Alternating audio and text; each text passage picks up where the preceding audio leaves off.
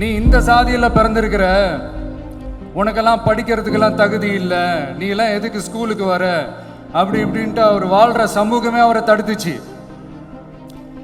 அதையும் மீறி அந்த மாணவர் பள்ளிக்கூடம் போனால் சக மாணவர்களுடன் சரிசமாக உட்கார்ந்து படிக்க அவருக்கு அனுமதி இல்லை.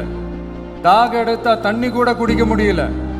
அப்படி அத்தனை சக்திகளும் அவருக்கு எதிராக இருந்தது. ஆனால் ஒரே ஒரு சக்தி மட்டும்தான், நீ படி, எத்தனை தடைகள் வந்தாலும் படி, தொடர்ந்து படி அப்படின்னு சொல்லிக்கிட்டே இருந்தது. அதுதான் அந்த மாணவருக்குள்ள இருந்த அந்த வைராக்கியம்.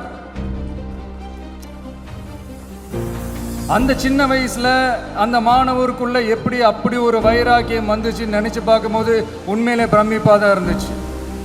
அந்த வைராக்கியம் தான் அந்த மாணவரை பிற்காலத்தில் இந்த நாட்டோட ஒரு தலை சிறந்த இன்டெலெக்சுவலா டிரான்ஸ்ஃபார்ம் ஆகிறதுக்கும் காரணமா இருந்துச்சு. எனக்கு தெரிஞ்ச உலக வரலாற்றிலே இப்படி ஒரு டிரான்ஸ்ஃபர்மேஷனை யாரும் பார்த்துருக்க மாட்டாங்க. அந்த மாணவர் வேற யாரும் இல்லை, நம்மளுடைய அண்ணல் அம்பேத்கர் அவர்கள் தான்.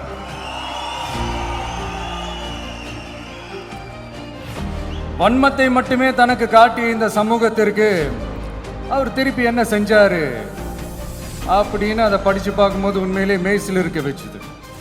பிறப்பால் நாம் அனைவரும் சமம். நீ எந்த சாதியில் பிறந்திருந்தாலும் எந்த மதத்தை பின்பற்றினாலும் சட்டத்தின் முன் நாம் அனைவரும் சமம் அப்படிங்கிற ஒரு உயரிய கோட்பாட்டை உறுதி செய்யும் நம் நாட்டின் அரசியல் சாசன சட்டத்தை வழங்கி நம்ம நாட்டில் இருக்கிற எல்லாருக்குமே ஒரு பெருமை தேடி தந்தவர்.